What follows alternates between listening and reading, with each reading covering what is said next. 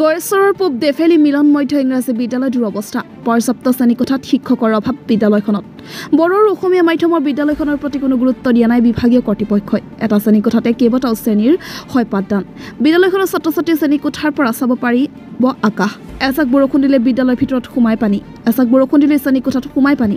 চৰকাৰীভাৱে সঠিক আন্তঃগাঁথনি নোপোৱাত খুব শিক্ষক তথা অভিভাৱকৰ ১১৫ জনকৈ ছাত্ৰ-ছাত্ৰী থকা বিদ্যালয়খনত অভাৱ ডেস্ক বেঞ্চৰ অসম তথা বিটিআৰ চৰকাৰক বিদ্যালয়খন মেৰামতি কৰাৰ আহ্বান জনাইছে ৰাইজে আমাৰ ইয়াতে তাৰমানে মই আগতে কৈ গ'লো যে ইয়াতে মানে যিমান মানে ষ্টুডেণ্ট সেই হিচাপে মানে শিক্ষকৰ অভাৱ সেয়েহে আমাৰ বিভাগীয় কৰ্তৃপক্ষ চৰকাৰক জনাইছোঁ যে সেই বিষয়ত অনতি পলমে পদক্ষেপ গ্ৰহণ কৰে লগতে আমাৰ এই ঘৰৰ চালৰ ব্যৱস্থাও কৰে যেন লগতে ডেস্ক বেৰেঞ্চিৰ কাৰণে বহুতো অভাৱ আৰু লগতে আমাৰ সেই স্কুলৰ বাউণ্ডাৰীৰ ৱালৰ বাবেও চৰকাৰক মই অনুৰোধ জনাওঁ যে সেই পদক্ষেপ লয় যেন আমি এই বিদ্যালয়ৰ শিক্ষক হয় কিন্তু আমাৰ দৰে শিক্ষক বহুত আছে যেনে মই এজন টিউটৰ শিক্ষক হয় আৰু ইয়াতে আমাৰ বিটিচি হাগ্ৰামাৰ দিনত দিয়া এজন শিক্ষক আছে য'ত নেকি ৮,০০০ টকা পায় বুলি কয় কিন্তু কেতিয়া পায় কেতিয়া নাপায় তাৰো ঠিক নাই পানীৰ হাঁহ নচৰা অৱস্থাত তেখেতে কণ্টিনিউ ক্লাছ কৰি আছে তেখেতক আমি আমাৰ তৰফৰ পৰা ধন্যবাদ দিছোঁ আৰু আমিও কম টকাৰে আমি সদায় ডিউটি কৰি আছোঁ আমাৰ ইয়াত ৰেগুলাৰ শিক্ষকৰ অভাৱ কণ্ট্ৰাকচুৱেল বা টিউটৰসকলে আমাৰ এই শিক্ষা ক্ষেত্ৰত বহুত কষ্ট কৰিছে আৰু লগতে এই অঞ্চলৰ অংগনবাড়ী কেন্দ্ৰও আছে এই বিদ্যালয়ৰ লগত জড়িত হৈ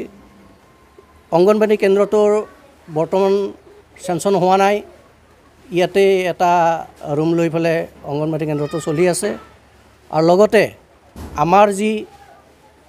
এই যিটো আপোনালোকে দেখিলে এই যিটো অৱস্থা টিঙৰ অৱস্থা পানী পৰা অৱস্থা বা আমাৰ ক্লাছ ৱাইজত যিমান ছাত্ৰ ছাত্ৰী আছে আপোনালোকে প্ৰত্যক্ষভাৱে দেখিলে আৰু প্ৰত্যক্ষভাৱে দেখিলে আপোনালোকে আমাৰ ৰাইজৰ যি সহায় সহযোগ বা আমাৰ শিক্ষক শিক্ষয়িত্ৰীসকলৰ যি সহায় সহযোগ আপোনালোকে যথেষ্ট দেখিলে কিন্তু আন্তঃগাঁথনিৰ কাৰণে আমাৰ শিক্ষাৰ ক্ষেত্ৰত যথেষ্ট ব্যাঘাত হৈছে সেয়েহে আমি এই আন্তঃগাঁথনি দূৰ কৰি